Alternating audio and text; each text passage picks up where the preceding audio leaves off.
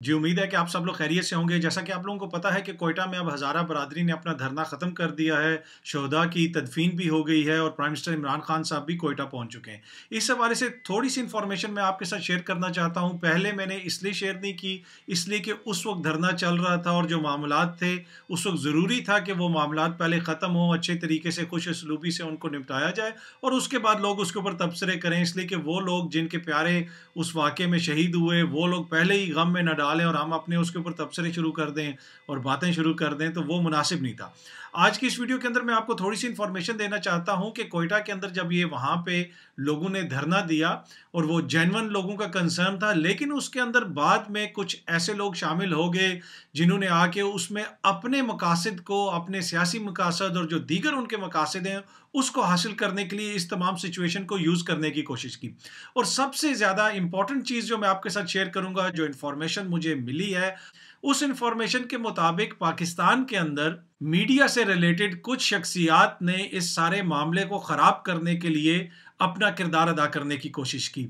उन्होंने जो शिया लीडरशिप है, वो मुल्क के मुख्तलिफ शहरों के अंदर उनसे इस तरह के राब्ते हुए, इंटरव्यू करने के बहाने या बात करने के बहाने और इस तरीके से उनसे बात की गई कि चाहे आपको 2 महीने बैठना पड़े, चाहे आपको कितने दिन भी बैठना पड़े, तो आप लोग करें। एक तरह से उनको ये मशवरा दिया गया कि आप तदफ़ीन ना करें, बिल्कुल आपने तदफ़ीन नहीं करनी। यहाँ तक एक सहाफ़ी ने कहा, सर्द खानों में भी तो लाशें महीना-महीना पड़ी रहती हैं, आप बर्फ़ रख लें आगे-पीछे, ये बहुत अहम कौमी फ़रीज़ा है, ये बहुत अहम मज़हबी फ़रीज़ा है और इसमें फ़िरक़ावारियत का अंसर देने की कोशिश की गई और उनको कहा गया कि आपने बस लाशों को मूव नहीं करना, लाशों को वहाँ पे रखें और आप बैठे रहें। इमरान खान आपको पता है कि तो वैसे ही तालिबान खान के नाम से मशहूर है और ये इस वजह से वहाँ पे नहीं आ रहा। आप लोगों ने यहाँ से उठना नहीं है।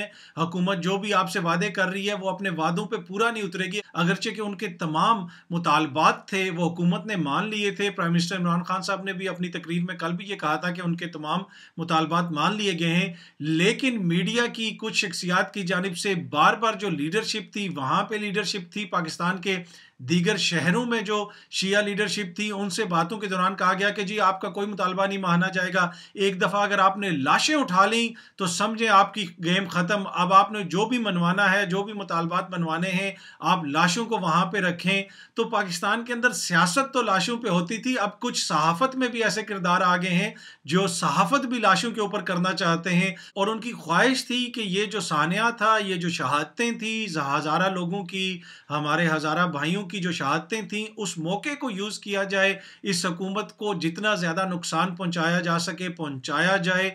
इमरान खान साहब शुरू में वहाँ पे क्यों नहीं गए, इसके ऊपर बहस हो सकती है। मेरा भी इस हवाले से बड़ा क्लियर मौक़िफ़ है। मैं कहता हूँ कि इमरान खान साहब को पहले दिन ही वहाँ पे चले जाना चाहिए था, ताकि बात इतना तूल पकड़ती ना। लेकिन उनको जो इस किस्म की इन्फॉर्मेशन मिल रही थी, जिस किस्म के इदारे उनको इन्फॉर्मेशन दे रहे थे, सिक्योरिटी के हवाले से और ख़ुसूसन उनकी ख्वाहिश थी कुछ लोगों की कि जब प्राइम मिनिस्टर साहब वहाँ पे आएँगे, वहाँ पे इस तरह के नारे लगाए जाएँ कि ये जो दहशतगर्दी है, इसके पीछे वर्दी है, इस किस्म के नारे लगवाए जाएँ, इस तरह का माहौल पैदा किया जाए, फिर भारतीय मीडिया उसको कवर करेगा, फिर इंटरनेशनल मीडिया में उसको उठाया जाए और फिर बताया जाए कि पाकिस्तान का प्राइम मिनिस्टर जब वहाँ पे गया था, तो वहाँ पे लोगों ने उसके अपने इदारों के खिलाफ नारे लगाए और वहाँ पे लोगों ने ये कहा कि आपकी अपनी हुकूमत हमारी जेनोसाइड के अंदर, हमारी किलिंग के अंदर मुलविस है। तो ये वो तासुर देना चाहते थे, इंटरनेशनल मीडिया में इसको फैलाना चाहते थे। इसके साथ साथ सिक्योरिटी रिस्क भी था।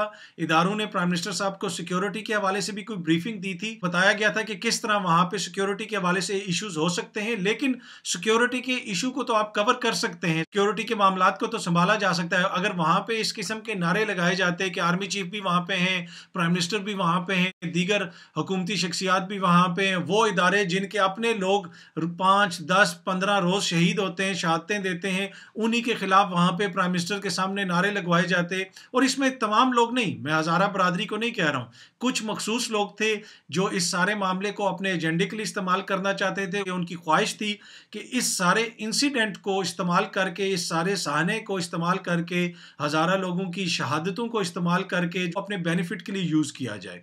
तो जिस तरह मैंने पहले भी कहा कि इस अंधोनाक वाक़ये के बाद, इस सारे सहाने के बाद एक तकलीफ दे अमल ये भी था कि कुछ हमारे सहाफ़ी लोगों ने इस सारे वाक़ये के अंदर अपनी सहाफ़त लाशों के ऊपर करने की कोशिश की। आपने सुना होगा कि सियासत लाशों पे होती है, यहाँ पे सहाफ़त भी लाशों के ऊपर करने की कोशिश की गई और यहाँ तक पैगामात भेजे गए, यहाँ तक टेलीफोन के ऊपर कहा गया कि आपने लाशें नहीं उठानी, जो मर्जी हो जाए आप यहीं पे बैठे और जब तक वज़ीर-ए-आज़म नहीं आते आपने उठना नहीं। और यहाँ पे आप लोग खुद समझदार हैं कि ये पैगामात बड़े सटल तरीके से दिए जाते हैं, बड़ी घुमा फिरा के बात की जाती है, बड़ा घुमा फिरा के कहा जाता है कि हाँ जी ये तो हो जाएगा, मुतालबात तो मान लिए गए, लेकिन अगर आपने वहाँ से डेड बॉडीज़ उठा ली तो फिर क्या गारंटी है। आप इस हवाले से देखें, हमारी कोशिश होगी कि हम जिस हद तक इसको मीडिया पे उठा सकें हम उठाएंगे, हम करेंगे, हम कोशिश करेंगे। तो जो सियासतदानों ने वहाँ पे अपना किरदार अदा किया, जाके वहाँ पे तकरीरें की, उससे मुझे कुछ नहीं है। सियासतदान करते हैं, हो सकता है कि माजी में पाकिस्तान तहरीक इंसाफ भी ये करती रही हो, क्या पता मुस्तकबिल में भी वो करे, सियासतदानों का ये काम है। लेकिन पाकिस्तान एक वो मुनफरिद और वाहिद मुल्क हो शायद जहाँ पे अब सहाफ़त भी लाशों पे होती है। सियासत तो लाशों पे होती ही थी, अब सहाफ़त भी माशाल्लाह लाशों पे हो रही है। ये ज़रूरी था कि ये इन्फॉर्मेशन मैं आप तक पहुँचाऊँ कि हमारा मुल्क, हमारी सहाफ़त किस नहज पे पहुँच चुकी है कि पाकिस्तान के अंदर अब कुछ सहाफ़ी लाशों के ऊपर सहाफ़त कर रहे हैं, इसलिए कि वो हुकूमत दुश्मनी में, शख्सियात दुश्मनी में इतने आगे निकल गए हैं कि उन्होंने अब सहाफ़त भी लाशों के ऊपर शुरू कर दी। हमारे जो सहाफ़ी भाइयों ने जो किरदार अदा किया वो इंतहाई शर्मनाक था। तो जिस तरह मैंने आपको पहले भी कहा कि इस हवाले से जो लोग प्राइम मिनिस्टर इमरान खान साहब के ऊपर तनकीद कर रहे थे, मैंने खुद भी तनकीद की। मेरा भी ये मानना है, मेरा भी ये कहना था कि प्राइम मिनिस्टर इमरान खान साहब को फ़ौरन चले जाना चाहिए था ताकि मामलात इतने आगे जाते ही ना। लेकिन इन तमाम बातों से कतई नज़र कुछ इन्फॉर्मेशन ऐसी थी जो आपके साथ शेयर करना ज़रूरी थी। इसी वजह से ये इन्फॉर्मेशन मैंने आपके साथ शेयर की और आपको बताया कि किस तरह कुछ ग्रोहों ने, कुछ लोगों ने इस तमाम मामले को अपना एजेंडा आगे बढ़ाने के लिए इस्तेमाल किया। इसमें कुछ लोग ऐसे भी शामिल हैं कि जो औरतों की आज़ादी की बात करते हैं, जो औरतों को अगर आप किसी मुकालमे में भी जवाब दें तो वो कहते हैं कि ये औरतों के ऊपर हमला हो गया, आप औरतों से नफ़रत करते हैं। लेकिन उस तरह के टोले ने इस सारे मामले को प्राइम मिनिस्टर इमरान खान साहब की अहलिया को टारगेट करने के लिए इस्तेमाल किया। इस तरह की ट्वीट्स की गई, इस तरह के बयानात दिए गए, इस तरह का तासुर देने की कोशिश की गई कि प्राइम मिनिस्टर इमरान खान साहब कोयटा इसलिए नहीं जा रहे क्योंकि उनकी बीवी के जो मजहबी नज़रियात हैं उनके मुताबिक लाशों के ऊपर नहीं जाना चाहिए, जब तक तदफीन ना हो जाए तब तक नहीं जाना चाहिए।